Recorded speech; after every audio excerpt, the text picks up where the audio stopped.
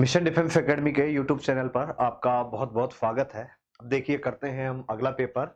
और जिन बच्चों ने अभी तक चैनल सब्सक्राइब नहीं किया है वो एक बार चैनल को जरूर सब्सक्राइब करें।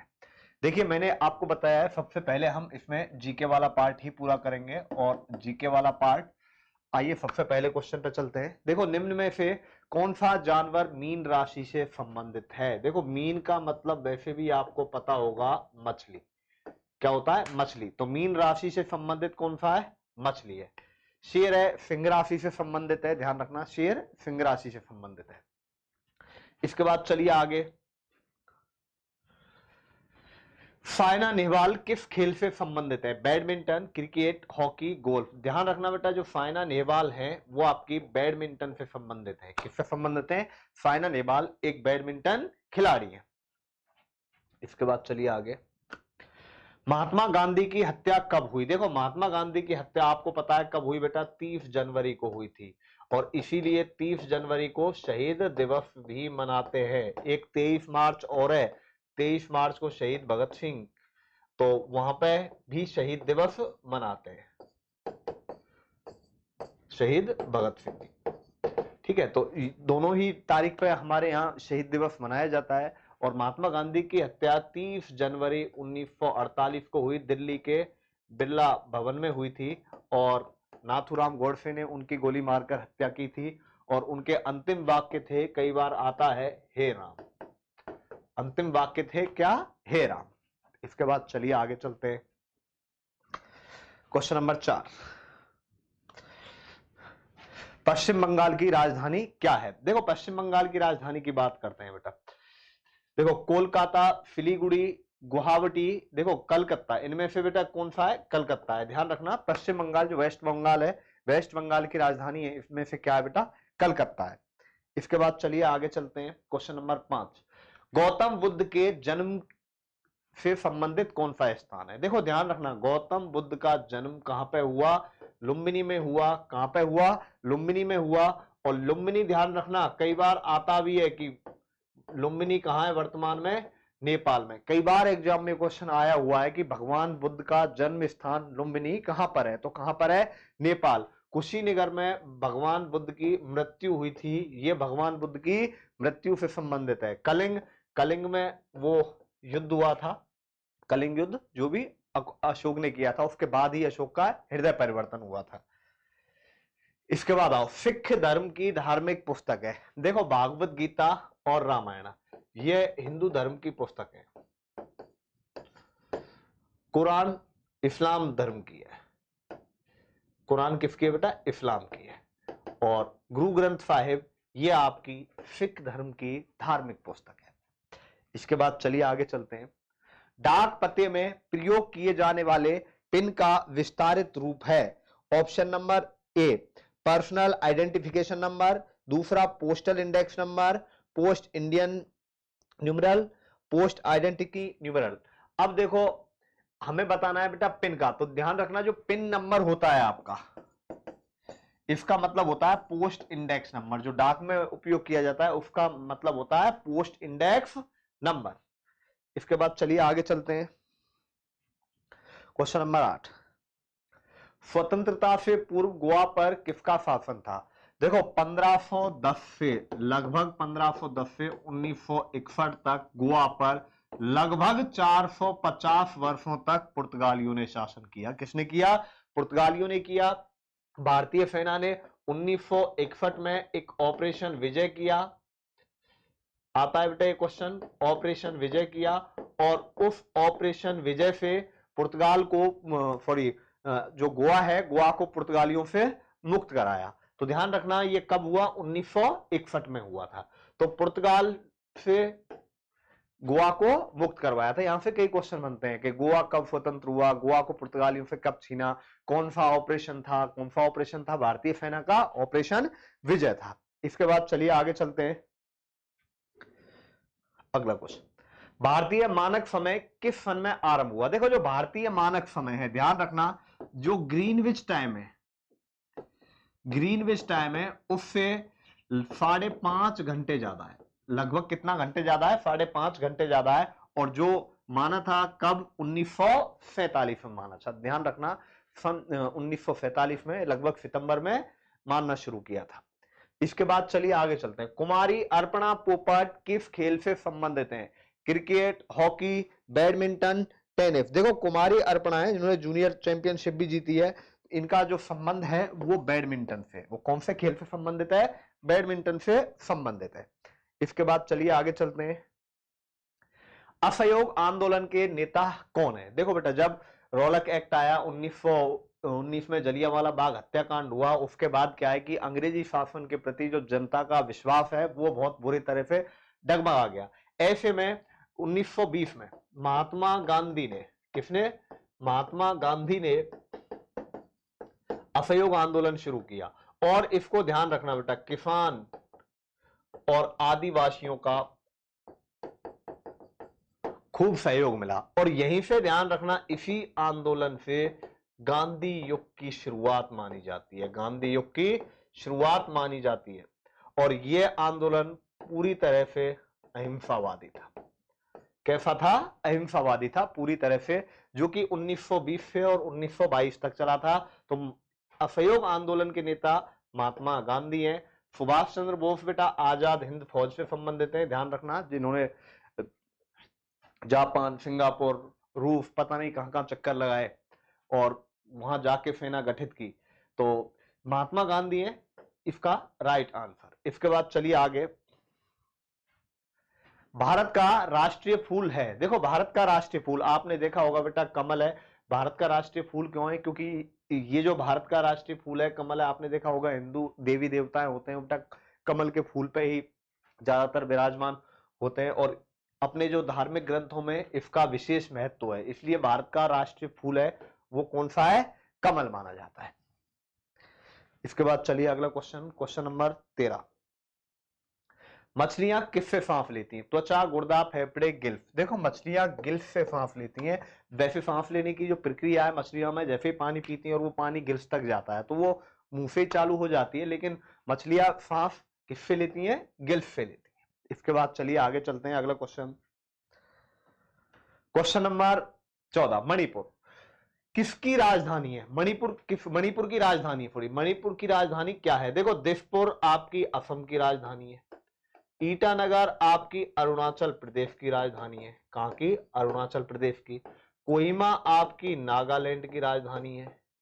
इसके बाद आता है बेटा इम्फाल। इम्फाल आपकी कहां की राजधानी है? मणिपुर की। ध्यान रखना बेटा, ये जो भी 7 सिस्टर है इनके आप याद रखना, ठीक है। मिजोरम की आइजोल हो जाएगी। इसके बाद आपका बचता क्या है यहाँ पे? जो भी एक दो स्टेट और बच रहे हैं उनकी याद कर लेना। ध्यान रखना ये 7 सिस्टर है, 7 सिस्टर है। इन सबकी जो नॉर्थ ईस्ट के स्टेट है इनकी आप राजधानी याद रख लेना, एग्जाम में बहुत ज्यादा पूछी जाती है। सूर्य से गर्मी हमें, देखो सूर्य से गर्मी है वो हमें अल्ट्रावायलेट किरणों से मिलती है। अल्ट्रावायलेट किरणें होती हैं बेटा, ठीक है, पराबैंगनी किरणें होती हैं, अल्ट्रावायलेट किरणें होती हैं जो उनसे मिलती है। तो ध्यान रखना इनमें से कोई भी नहीं। देखो यहाँ पे जीके का हो चुका है बेटा। जीके में इस बार जो पेपर है इसमें बहुत ज्यादा टिपिकल क्वेश्चन नहीं है। इसके बाद चलिए आगे चलते हैं, क्वेश्चन नंबर आपका 16वां, और यहां से आपका जनरल साइंस का पोर्शन है बेटा वो स्टार्ट हो जाता है।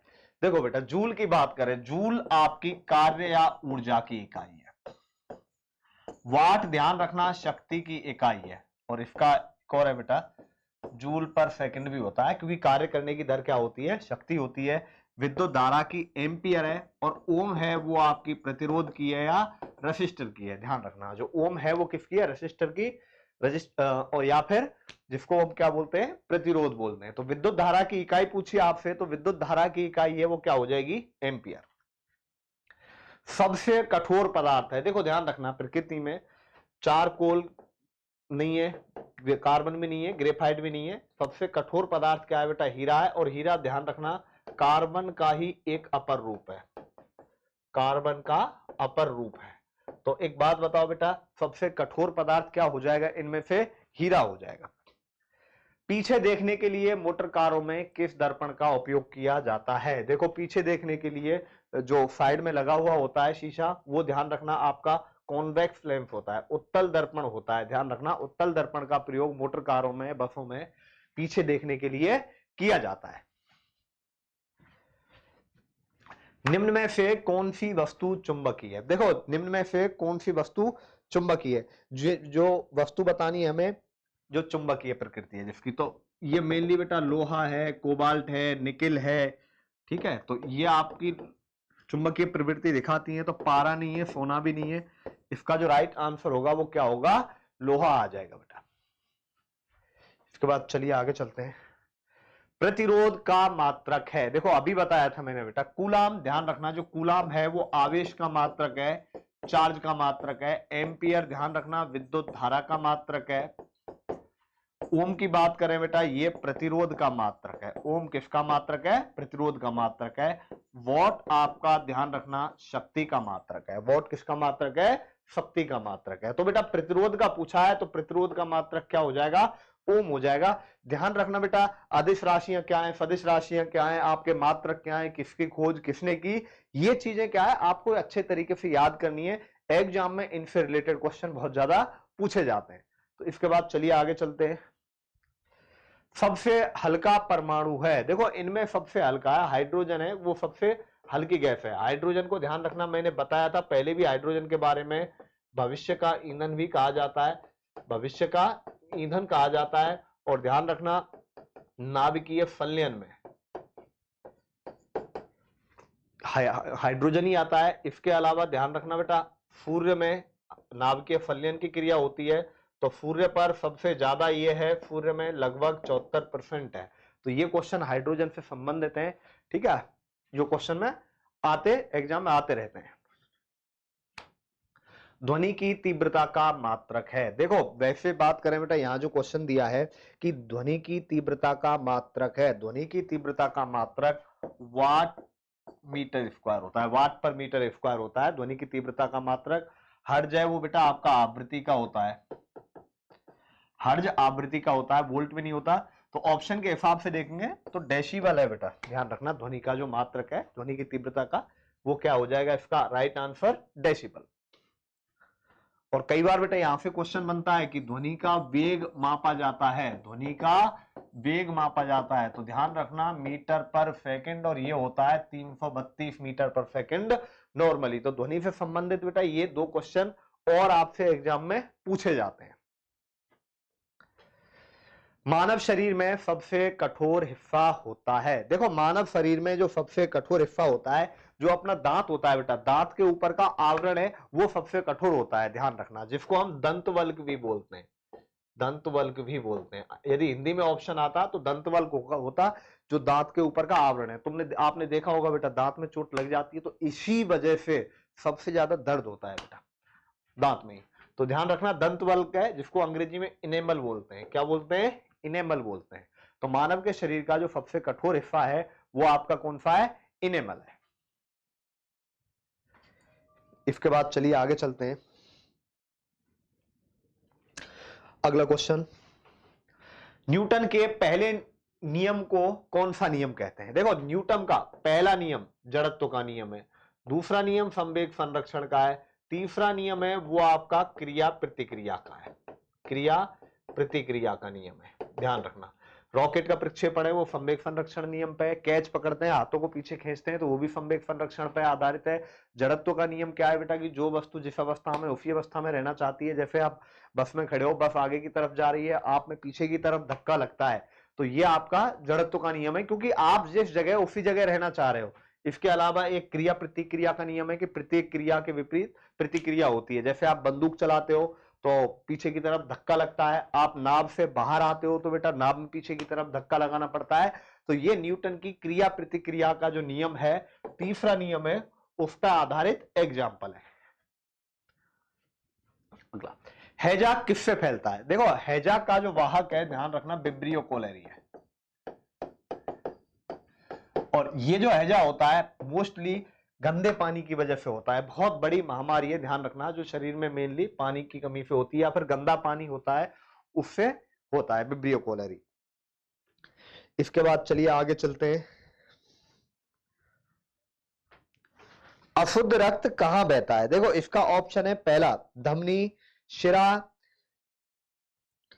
गुर्दा, फेफड़े। देखो बेटा अशुद्ध रक्त कहां बहता है? देखो सबसे पहले जो धमनियां होती हैं ये रक्त वाहिकाएं होती हैं जो हृदय से आगे रक्त को पहुंचाती हैं। रक्त वाहिकाएं होती हैं, वाहिकाएं जो हृदय से आगे रक्त को पहुंचाती हैं। शिराएं क्या करती है बेटा? अशुद्ध रक्त को हृदय तक पहुंचाती है, अशुद्ध रक्त को हृदय तक पहुंचाती है। तो अशुद्ध रक्त कहां बहता है? शिराओं में बहता है। फेफड़े ध्यान रखना बेटा, फेफड़ों का काम क्या होता है? जो हमारा रक्त होता है बेटा अशुद्ध रक्त होता है। अशुद्ध रक्त का मतलब है जब यहां अशुद्ध रक्त आ जाता है, अशुद्ध रक्त में CO2 होती है। कौन सी होती है?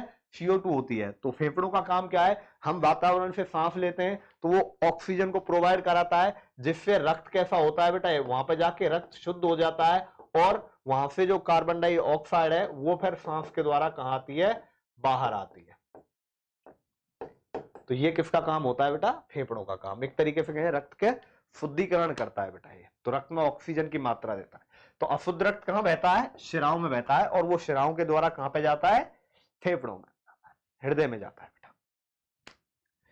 ओजोन गैस का रंग कैसा होता है? देखो बेटा ये क्वेश्चन मैंने आपको पहले भी बताया था, पहले भी एग्जाम में आया हुआ क्वेश्चन है कि ओजोन गैस का रंग कैसा होता है। तो ये क्वेश्चन बेटा आपका आया हुआ है, पहले भी आया था एक दो पेपर में।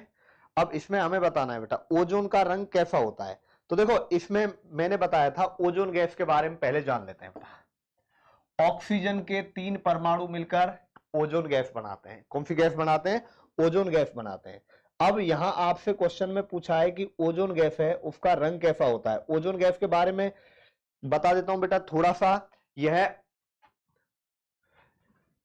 पीला, नीला, हरा, नारंगी, नहीं कोई रंग नहीं, या इनमें से कोई नहीं। देखो एक ध्यान रखना बेटा, ओजोन गैस है बहुत ज्यादा जहरीली गैस होती है। बहुत ज्यादा कैसी होती है? जहरीली गैस होती है। ओजोन के बारे में ध्यान रखना। और यह गैस आपकी हल्के नीले रंग की होती है बेटा। कैसे की? हल्के नीले रंग की होती है, हल्के नीले रंग की होती है। तो ओजोन गैस है वो कैसे रंग की होती है बेटा? हल्के नीले रंग की होती है, ध्यान रखना। तो इसका राइट आंसर क्या आएगा? इनमें से कोई नहीं। इसके बाद चलो आगे चलते हैं। क्वेश्चन नंबर 28, हंसाने वाली गैस कार्बन मोनोऑक्साइड। बेटा कार्बन मोनोऑक्साइड ध्यान रखना ये एक विषैली गैस है। कैसी गैस है ये? विषैली गैस है।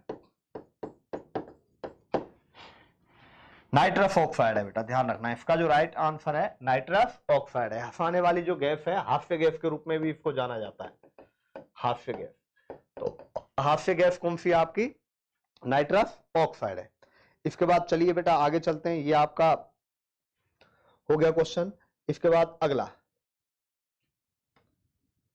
क्वेश्चन नंबर आपका 29, पीली क्रांति किससे संबंधित है? सेब उत्पादन, आलू उत्पादन, खाद्यान्न उत्पादन से संबंधित बेटा हरित क्रांति है। हरित क्रांति है। तिलहन उत्पादन से बेटा, मेनली जो पीली क्रांति है वो सरसों के उत्पादन से, ध्यान रखना, क्योंकि सरसों का फूल कैसा होता है? पीले रंग का होता है। तो पीली क्रांति किससे संबंधित हो जाएगी? आपकी तिलहन से संबंधित हो जाएगी। तो ये आपके बेटा 29 क्वेश्चन। 30 क्वेश्चन, भारत की सबसे बड़ी मीनार कौन सी है? देखो भारत की जो सबसे बड़ी मीनार है वो आपकी महरौली में है और उसका नाम है बेटा कुतुब मीनार। और ये कहां पे है बेटा? दिल्ली में। तो भारत की सबसे जो बड़ी मीनार हो गई कौन सी है? वो कुतुब मीनार, दिल्ली में। कहां पे है? कुतुब मीनार है। इसके बाद चलिए बेटा आगे। यहां पे देखो आपके बेटा जीके और जीएस के क्वेश्चन कंप्लीट हो चुके हैं। इसके बाद चलते हैं हम बेटा मैथमेटिक्स और रीजनिंग की ओर। तो मैथमेटिक्स के क्वेश्चन देखते हैं एक बार। 5200 रुपए की मूल राशि पर 6% वार्षिक ब्याज की दर से 2 वर्ष का चक्रवृद्धि ब्याज। देखो बेटा चक्रवृद्धि ब्याज निकालने का तरीका होता है 100 प्लस दर बटा में 100 की घात समय। देखो बेटा दर का मतलब है प्रतिशत ब्याज, 100 का मतलब हम ये मूलधन मानते हैं, ये मिश्रधन हो जाएगा आपका, और इन दोनों का जो अंतर हो जाएगा वो ब्याज हो जाएगा, और उसके बाद हम वैल्यू सिस्टम अप्लाई कर देंगे। तो ये बेटा आपके पास मूलधन आ गया, ये आपके पास समय आ गया, ये आपके पास दर आ गया। अब इसको फॉर्मूले में रखो और अप्लाई करो। तो देखो बेटा देखो कैसे करेंगे। 100 प्लस दर, दर कितनी है बेटा 6% बट्टा में 100% का स्क्वायर, तो ये आ गया 106 बट्टा 100 का स्क्वायर, या बेटा 53 का स्क्वायर 2 से काटूंगा बटे 50 का स्क्वायर, तो बेटा 50 का स्क्वायर आ गया 2500, 53 का स्क्वायर 25 और 3 28 और 3 3 9। ये डायरेक्ट ट्रिक है, ध्यान रखना बेटा वर्ग ज्ञात करने की 53 का, क्योंकि हमें क्या करेंगे बेटा 25 में 3 जोड़ो, 50 से 3 ज्यादा है, 25 और 3 28 और 3 का वर्ग 09 आ जाएगा। तो मूलधन आपके पास ये आ गया 2500, ये आपके पास मिश्रधन आ गया, तो ब्याज कितना आ जाएगा आपके पास बेटा 309 रुपए। ये वैल्यू सिस्टम में लगा दो बेटा, ब्याज हमें ज्ञात करना है। तो देखिए आपके पास मूलधन कितना है 5200 है, लेकिन यहाँ पे मूलधन कितना है बेटा 2500 है, 5200 बटा 2500, देखो वैल्यू सिस्टम लगा रहे हैं, मूलधन के नीचे मूलधन आ जाएगा, और आपके पास ब्याज कितना है बेटा, ब्याज है 309 रुपए। तो यहां से ये आ जाएगा बेटा, काट पीट के देख लेना 642.72। एक तरीका तो ये हो गया। दूसरा तरीका भी है, देखो दूसरा तरीके से डायरेक्ट कर सकते हो। 2 वर्ष का चक्रवृद्धि ब्याज ज्ञात करना है, तो उसका फॉर्मूला है R प्लस आर गुणा R बटा 100। तो R ब्याज की दर है 6%, 6 प्लस 6 गुणा 6 बटा 100, तो ये 12.36। बाकी सीधा तरीका है, हमने बेटा मूलधन यहाँ पे देखो, आगे करते हैं क्वेश्चन को, मूलधन कितना दिया है 5200, ब्याज याद कर रहा हूं मैं डायरेक्ट 5200, हम कितना मानते हैं 100, लेकिन यहां कितना आ रहा है बेटा 12.36, तो आप इसका गुणा कर लेना, इसका गुणा करने पर भी 642.72 इसका क्या आ जाएगा, राइट आंसर हो जाएगा। तो ये इस क्वेश्चन को करने का आपका दूसरा तरीका होगा। देखो ध्यान रखना बेटा, बताने को और भी बता सकता हूं, चक्रवृद्धि ब्याज ज्ञात करने के टोटल 5 मेथड होते हैं, तो आप किसी भी मेथड से कर सकते हो, तो इन सब की जानकारी आपको विस्तृत रूप से क्लासरूम में दी जाती है। अच्छा आगे, यदि 20 व्यक्ति किसी खाई को खोदने में 12 दिन का समय ले रहे हैं, देखो 20 आदमी खाई को 12 दिन में खोद रहे हैं, तो कितने समय में खाई को 15 व्यक्ति खोदेंगे। देखो 20 आदमी खाई को 12 दिन में खोद रहे हैं, तो बताओ इसी खाई को 15 व्यक्ति कितने दिन में खोदेंगे, x दिन में खोदेंगे। तो x बराबर आ जाएगा बेटा आपका 20 गुणा 12 बटे में 15 आ जाएगा, 3 चौका 12, 3 पंजे 15, 5 चौका 20 और 4 चौका 16। कितने दिन में खोलेंगे बेटा 16 दिन में। तो इसका जो राइट आंसर आएगा आपका वो क्या आ जाएगा 16 दिन। इसके बाद एक लंब वृत्तीय बेलन का कुल क्षेत्रफल, देखो बेटा ये बेलन है, इसका देखो बेटा ये तो वक्र पृष्ठ का हो गया, देखो जो बेलन का भाग दिखाई दे रहा है आपको, ये ऊपर और नीचे वाला छोड़ के, तो इसका वक्र भाग का क्षेत्रफल होता है आपका 2πRh। अब पूछा है लंब वृत्तीय कुल क्षेत्रफल, तो बेटा कुल क्षेत्रफल क्या होगा, देखो कुल क्षेत्रफल की बात करें हम, तो कुल क्षेत्रफल क्या होगा बेटा, ये वक्र भाग ये और एक ये ऊपर का और एक ये नीचे का, दोनों जुड़ जाएंगे, तो वक्र भाग प्लस मैं कहूं वक्र प्लस 2 इंटू में ये आधार और ये आधार, आधार की त्रिज्या r है और इसकी ऊंचाई क्या है बेटा h, तो 2 इंटू आधार का क्षेत्रफल। अब वक्र का क्षेत्रफल 2πRh हो गया, आधार देखो वृत्त के आकार का है, तो एक आधार का क्षेत्रफल πr स्क्वायर, तो 2 का 2πr स्क्वायर, 2πr कॉमन आ गया, h प्लस r आ जाएगा, तो 2πr h प्लस r इसका क्या होगा राइट आंसर। तो अब देख लो बेटा ये कौन सा ऑप्शन दे रखा है, इसमें ये दे रखा है आपका ऑप्शन नंबर बी, तो इसका जो राइट आंसर होगा वो कौन सा होगा, ऑप्शन नंबर बी। यदि आयतन पूछे तो एक फॉर्मूला, देखो 3 फॉर्मूले होते हैं, मैंने बता दिया बेटा वक्र पृष्ठ का 2πRh, आयतन आ जाएगा आपका πr स्क्वायर h, तो ये आपका क्या हो जाएगा बेटा आयतन हो जाएगा, यहां पे ध्यान रखना। इसके बाद चलिए आगे चलते हैं,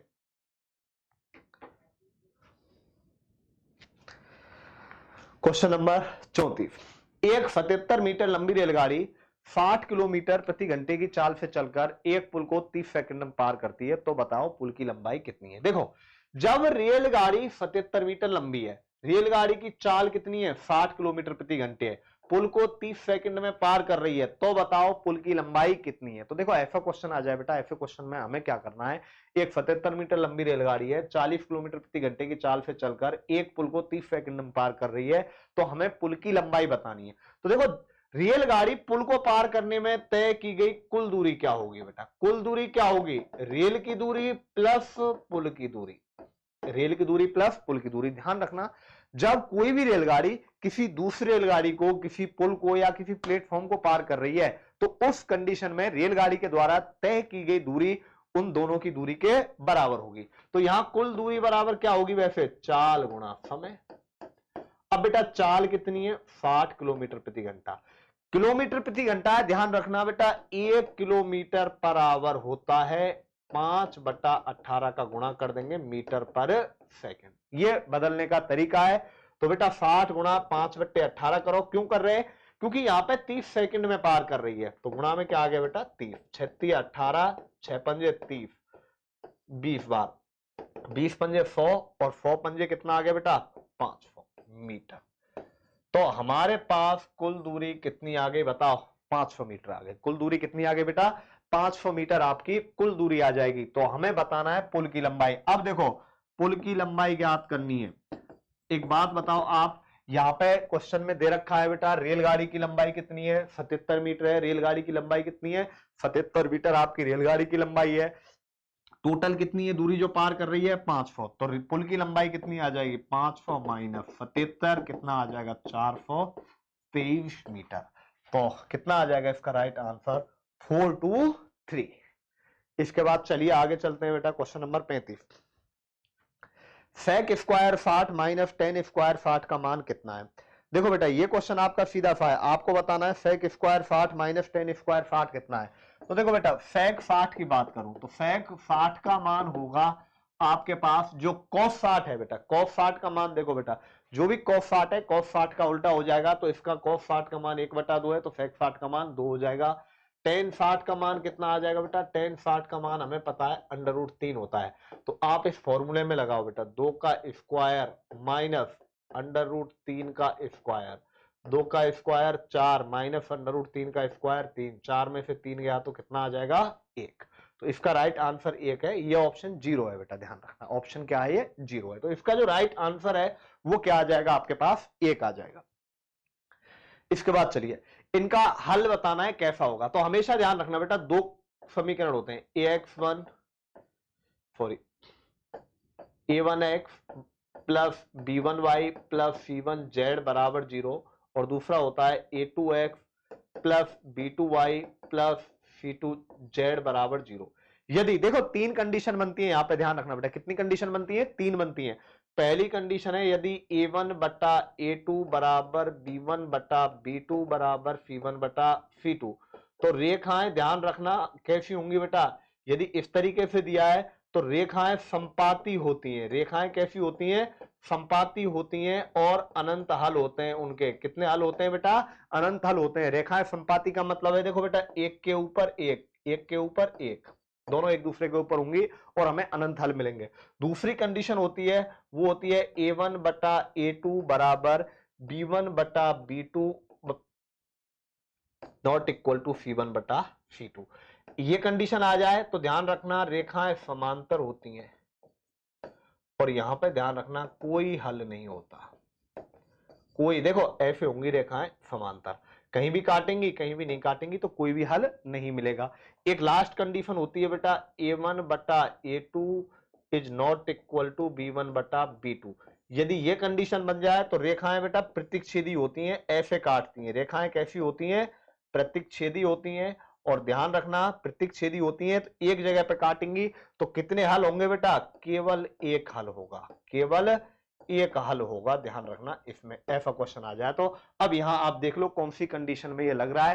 तो देखो बेटा a1 ये आ गया, a2 ये आ गया, तो 6/5 इज नॉट इक्वल टू 9/6। देखो ये बेटा 6/5 करेंगे 9/6 करेंगे तो नहीं है बेटा ये बराबर नहीं है, तो इसका मतलब केवल एक हल मिलेगा, एक अद्वितीय हल मिलेगा, और रेखाएं कैसी होंगी, ये प्रतिच्छेदी होंगी।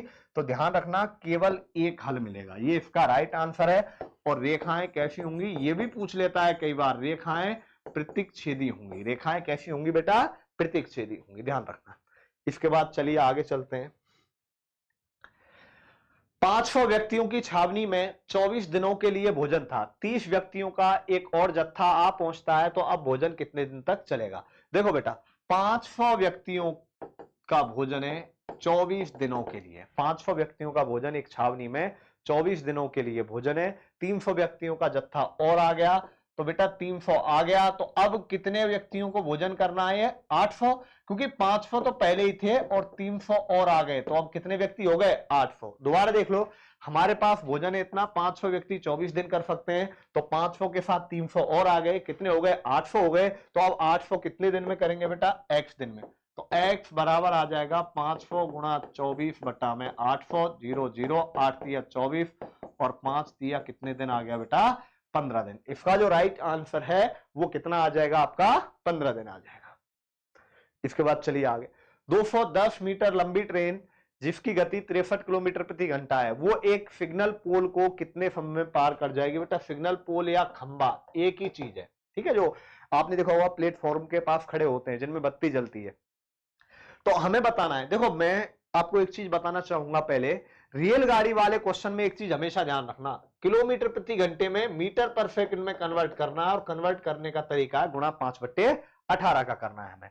अब दो चीज और है इसके अलावा बेटा, एक तो रेलगाड़ी दो हो तब, जब दो रेलगाड़ी एक दिशा में जा रही है तो सापेक्ष चाल घट जाएगी, आमने सामने से आ रही है जुड़ जाएगी। दूसरा, रेलगाड़ी जब किसी दूसरी रेलगाड़ी या प्लेटफॉर्म को पार कर रही है तो उस कंडीशन में रेलगाड़ी दोनों की दूरी के बराबर दूरी तय करेगी, और अब जब रेलगाड़ी एक पोल को पार करेगी तो उस कंडीशन में रेलगाड़ी के द्वारा तय की गई दूरी खुद की दूरी के बराबर होगी। किसकी दूरी के बराबर होगी? खुद की दूरी के बराबर। तो समय बराबर हो जाएगा आपका दूरी बटा चाल। दूरी बटा क्या हो जाएगा? चाल। तो दूरी कितनी है बेटा? आप एक बात बताओ, 210 मीटर। चाल कितनी है? 63 है। 63 गुणा 5/18 करो बेटा, तो 9 दूनी 18, 9 7 63, तो कितना आ गया? 35/2 मीटर पर सेकंड। तो 35/2, 2 ऊपर आ जाएगा, तो इसका आ जाएगा बेटा 210 गुणा 2 बट्टा में कितना आ गया? 35। 7 5 35, 7 तिया 21, बेटा कितनी बार कट गया? 30 बार, और 5 से कितनी बार? 6 बार, और 6 दूनी 12 सेकंड इसका राइट आंसर आ जाएगा आपका। कितने सेकंड आ जाएगा बेटा? 12 सेकंड आ जाएगा। तो इसके बाद चलिए आगे चलते हैं, क्वेश्चन नंबर 39। 1 से 100 तक की प्राकृतिक संख्याओं का योग होगा। देखो एक फॉर्मूला होता है, समेशन ऑफ n होता है आपका n इंटू में n प्लस 1/2। यदि होता बेटा वर्ग संख्याओं का तो ये होता है n इंटू n प्लस 1। 3 फॉर्मूले बता देता हूं बेटा, n into n plus 1 into 2n plus 1/6, और एक होता है समेशन ऑफ n क्यू, ये होता है n इंटू n प्लस 1/2 का होल स्क्वायर। ध्यान रखना ये 3 फॉर्मूले होते हैं बेटा। तो आपसे n संख्याओं का योग पूछा है, 100 तक का पूछा है, तो 100 गुणा 101, 100 प्लस 1 क्या होगा बेटा? देखो 100 प्लस 1 बटा में 2, तो 100 गुणा में 101 बटा में 2, 2 से 50 बार कट गया, 50 एकम 50, 50 एकम 50। तो इसका जो राइट आंसर आ जाएगा वो क्या आ जाएगा बेटा? B is the right answer. ध्यान रखना वर्ग संख्याओं का पूछे ये फॉर्मूला लग जाएगा, घन संख्याओं का पूछे ये फॉर्मूला लग जाएगा। तीनों फॉर्मूले आपको याद रखने हैं, किसी से संबंधित कोई भी क्वेश्चन एग्जाम में आपसे पूछा जा सकता है। इसके बाद आइए, एक आयताकार जमीन की लंबाई उसकी चौड़ाई की दुगनी है यदि जमीन का क्षेत्रफल, देखो बेटा आयत का क्षेत्रफल रेक्टेंगुलर बोलते हैं बेटा इसको, तो ये होता है बेटा लंबाई गुणा चौड़ाई। आपसे बोला है लंबाई चौड़ाई की दुगनी है, लंबाई अनुपात चौड़ाई, चौड़ाई x है तो लंबाई कितनी हो गई? 2x। इसका क्षेत्रफल 200 है, तो लंबाई गुणा चौड़ाई 2x गुणा x बराबर आ गया आपके पास 200, 2 से 2 x स्क्वायर बराबर 100, तो x बराबर आ गया कितना बेटा? 10 आ गया। x का मान 10 आ गया, तो 2 गुणा 10 कितना आ जाएगा बेटा? लंबाई 20 आ गई, और चौड़ाई कितनी आ गई? 10 आ गई। तो इसकी लंबाई पूछी है 20 मीटर आ जाएगा। यदि आपसे पूछता है कि चौड़ाई कितनी है, तो चौड़ाई कितनी आ जाती? 10 आ जाती। ध्यान रखना ये 2x और ये x, और 2x और गुणा x करेंगे 2x स्क्वायर हो जाएगा, ये 100 के बराबर आ जाएगा, x का मान 10 आ जाएगा। 10 आप यहां पे रख देंगे। फिर चलिए इसके बाद आगे चलते हैं। यदि 40, 10, 25, 35 और x का औसत, देखो औसत होता है बेटा राशियों का योग बटा राशियों की संख्या, राशियों की संख्या। तो अब देखो राशियों का योग 40 plus 10 plus 25 plus 35 plus x, इनका औसत बटे में 5, क्योंकि राशियों का योग जोड़ देंगे और ये किसके बराबर है बेटा 25। 40 10 50 75, और 75 और 35 110 प्लस x बराबर 25 गुणा में 5, और ये आ जाएगा बेटा 125। तो x बराबर आ जाएगा आपका 125 माइनस 110, तो x का मान आ जाएगा बेटा कितना 15। ध्यान रखना इनको सॉल्व करने पर आपका राइट आंसर आ जाएगा। इसके बाद चलिए आगे चलते हैं। इसका मान बताना है बेटा, देखो सॉल्व करना है हमें इसको। देखो 81 कितने का है 9 का है, वर्गमूल 81 9 का है बटा 21 गुणा 15 बटा 9 कितने का है 3 का, पूरा लिख देता हूं 15 बटा 9 गुणा 21 बटा में 225 कितने का है 15, 15 से 15 21 से 21 9 से 9, तो कितना आ गया बेटा 1 आ जाएगा। तो इसमें ऑप्शन दे नहीं रखा है, नहीं तो यहां देखो बेटा 21 से 21, 15 से ये 15 कट गया, 9 से ये नहीं अंडर रूट 9 है बेटा, सॉरी अंडर रूट 9 है यहाँ पे, तो अंडर रूट 9 है तो मतलब 3 आ जाएगा। ठीक है थोड़ी सी मिस्टेक हो गई बेटा। 9 बटा 21 गुणा में 15 बटा 9 कितने का है 3 का, और ये 21 बटा 15, 15 से 15 21 से 21, 3 से 3 बार कट जाएगा, तो राइट आंसर इसका क्या आ जाएगा 3 आ जाएगा बेटा। ठीक है, इसके बाद चलिए आगे। एक व्यापारी 25 रुपए प्रति किलोग्राम के हिसाब से 26 किलोग्राम चावल अन्य किस्म वाले 40 रुपए प्रति किलोग्राम के हिसाब से 30 किलोग्राम चावल मिलाता है और उस मिश्रण को 35 रुपए किलो की दर से बेचता है, तो लाभ प्रतिशत। तो देखो बेटा यहां पे सबसे पहले आप क्रय मूल्य ज्ञात करो। देखो सबसे पहले ज्ञात करो बेटा क्रय मूल्य, 25 रुपए किलो के हिसाब से 26, तो ये 25 किलो का मूल्य आ गया, और उसके अलावा 40 रुपए किलोग्राम के हिसाब से 30, तो 25 गुणा 26 कितना आ गया बताओ 650 प्लस 1200, 650 और 1200 कितना आ गया 1850। विक्रय मूल्य कितना आ गया भाई, विक्रय मूल्य आ जाएगा बेटा आपके पास दिया है, इनको मिलाकर 35 रुपए प्रति किलोग्राम के हिसाब से बेच रहा है, 35 रुपए किलोग्राम के हिसाब से कितने किलोग्राम बेच रहा है बेटा 26 किलोग्राम, तो देखो ये हो गया, और 30 किलोग्राम ये हो गया, तो कितने किलोग्राम हो गया बेटा 56 किलोग्राम हो गया। ध्यान रखना कितने किलोग्राम हो गया ये 56 किलोग्राम हो गया। 56 गुणा ये करो बेटा, तो ये आ जाएगा आपका 1960। 1850 में खरीदे 1960 में बेचे, लाभ 110 का कितने पे 1850 पे, प्रतिशत ज्ञात करना है तो गुणा में 100 का। तो बेटा देखो इसका जीरो भी नहीं आएगा, 35 और 6 तो बिल्कुल नहीं आएगा, तो यही आ जाएगा, क्योंकि सॉल्व करके देखेंगे पॉइंट में आंसर आएगा, तो ऑप्शन के हिसाब से देख लो आप, पूरा सॉल्व बिल्कुल मत करो बेशक। इसके बाद चलिए आगे, क्वेश्चन नंबर 44। एक कार 28 घंटे में 1204 मीटर की दूरी तय करती है, 1204 किलोमीटर की दूरी तय करती है, तो गति बतानी है, चाल बतानी है बेटा, चाल बराबर होगा दूरी बटा समय। आपके पास दूरी 1204 और ये कितनी है बेटा 28, 4 सत्ते 28, 4 से काट दो बेटा, 4 तिया 12, 301 बटा 7 आ जाएगा, 7 चौका 28 और 7 तिया 21, कितना आ जाएगा बेटा 43 किलोमीटर प्रति घंटे इसकी चाल आ जाएगी। इसके बाद चलिए आगे चलते हैं बेटा, अगला क्वेश्चन, क्वेश्चन नंबर 45 मैथ्स का। इनका बेटा हमें औसत ज्ञात करना है। देखो इनका एवरेज ज्ञात करना है, तो देखो एवरेज कैसे ज्ञात करेंगे, इसका सीधा सा तरीका है इसको ज्ञात करने का। औसत अभी बताया बेटा, राशियों का योग बटे राशियों की संख्या, तो 142 प्लस 93 प्लस 102 प्लस 115 प्लस 98 बट्टे में कितना आ जाएगा 5। औसत देखो टोटल कितनी है ये संख्या है 5 है, तो जोड़ के कितने का भाग दे देंगे 5 का भाग दे देंगे। तो आप देखें यहां पे एक बार जोड़िए, 8 5 13 और 2 15, 15 और 3 18 और 2 20 आ गया, 2 आ गया, 9 और 2 11 12, 12 और 9 कितना हो गया बेटा 21, 21 और 4 कितना हो गया 25 हो गया, 2 3 4 5, 550 बटा 5, तो 110 आ जाएगा। तो इसका राइट आंसर क्या आ जाएगा बेटा 110, इसका राइट आंसर आ जाएगा।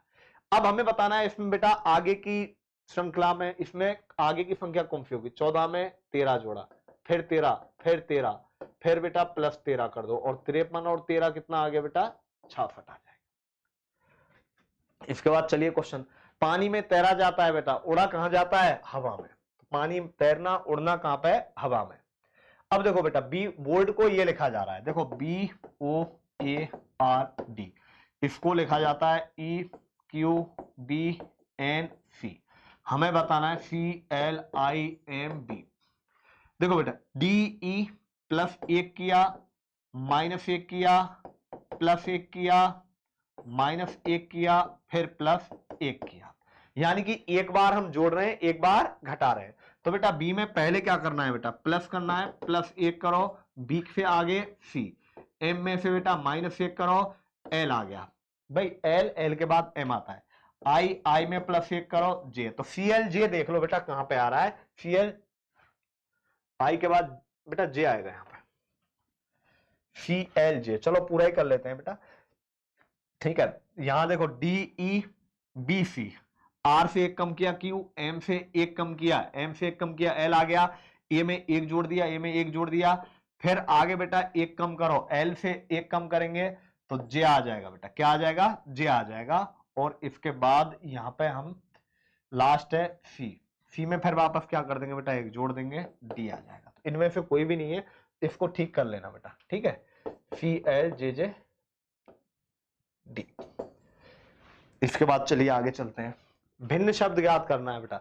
बगीचा फूल सही है भाई, तालाब में पानी मिलता है, स्टेडियम में हॉकी, कॉलेज विद्यार्थी, सारे सही है, लेकिन स्टेडियम में कोई जरूरी नहीं है हॉकी मिले भाई, स्टेडियम हर चीज का होता है, क्रिकेट का भी होता है, हॉकी का भी होता है, वॉलीबॉल का भी होता है, सारे खेल का होता है स्टेडियम, सॉरी वॉलीबॉल का तो नहीं, बाकी जो बड़े खेल है आउटडोर गेम्स है सबका होता है बेटा स्टेडियम। निम्न में से गलत शब्द बताना है। देखो जयपुर, लखनऊ, शिमला, पोर्ट ब्लेयर, सारी की सारी राजधानी है। देखो ये नॉर्थ इंडिया की सारी, ये साउथ की, आप ऐसे कह सकते हैं ये केंद्र शासित प्रदेश की राजधानी है और ये केंद्र शासित प्रदेशों की राजधानी नहीं है, या ये भी कह सकते हैं बेटा ये समुद्र से टच कर रहा है, बाकी समुद्र से टच नहीं करते हैं। तो यहां पर आपका ये पेपर समाप्त हो जाता है।